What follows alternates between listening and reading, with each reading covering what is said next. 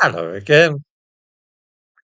I'm gaining a good deal of innocent amusement from watching politicians and journalists running round like headless chickens as they try to make sense of what is happening in the world.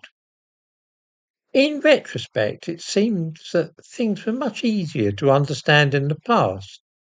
During the Second World War, say, the Germans were our enemies and we knew who our allies were. And then for almost 50 years after the end of the war, it was the Russians facing off against the Americans, with Britain firmly in the American camp. All that was so straightforward, or apparently it was. But just look at the situation now.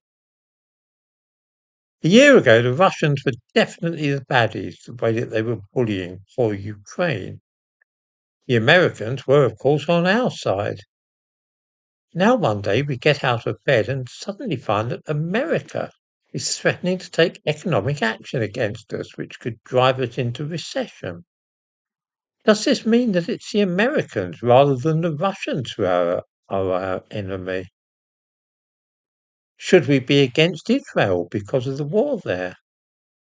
But then again, Iran is being pretty awful too. Does that mean we should be against them as well?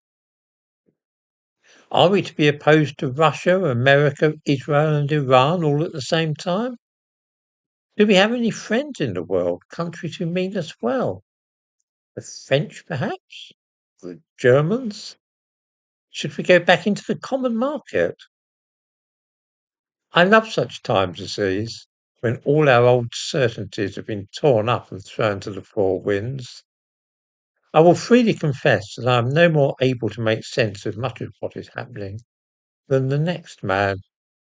The closest recent parallel I can think of to the way the world is today is the 1930s, which were also a time of chaos and uncertainty. The Japanese invasion of Manchuria, the Italian invasion of Ethiopia, or Abyssinia as it was then known, the Spanish Civil War, Germany seizing bits of neighbouring countries. Just as now, most folk couldn't make out what was going on, other than that it looked as though the whole world was going to hell in a handcart.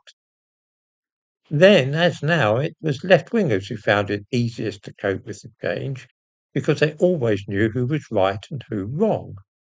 They were for the Republican cause in the Spanish Civil War and on the side of the poor Abyssinians against the Italians, to give two examples. Today, those on the left are also in the happy position of knowing who the baddies are. It is always America and Israel, so that's easy to remember. For the rest of us, though, things are far more complex and nuanced. For many of us, that it's impossible to keep up with the fast-moving events. The Syrian government regained control of the Kurdish areas of the country a few days ago, but is that good or bad? Do we support the Kurds or the Syrian regime? Whose side are we on in the civil war in Sudan? Do we even know what the sides are in the war there? What about Yemen? Which side should an intelligent and humane person support in their civil war? Even in domestic politics, there's an increasing sense that the old ways of thinking are no longer any use. For 100 years, it's been a simple choice between a Conservative Prime Minister or a Labour one. It is entirely possible that the next election will see something different, and that neither Labour nor the Conservatives will come out on top. As I say, all this change and uncertainty seems to be alarming many people. I rather thrive on it, though. It makes life a good deal more interesting. I'm unlikely to support fully any politician or side. I doubt if I'll even vote at the next election. I am, however, curious to see how all this muddle will sort itself out. I have before compared the present state of affairs to a kaleidoscope when one fixed pattern has just been shaken up and the bits haven't yet settled into a new configuration. Until they actually do so, it's impossible to predict what the image will look like. And the same applies to the shape of the world. It will be some while before it settles down into a new stable pattern. And before that happens, we're going to see some pretty odd sights.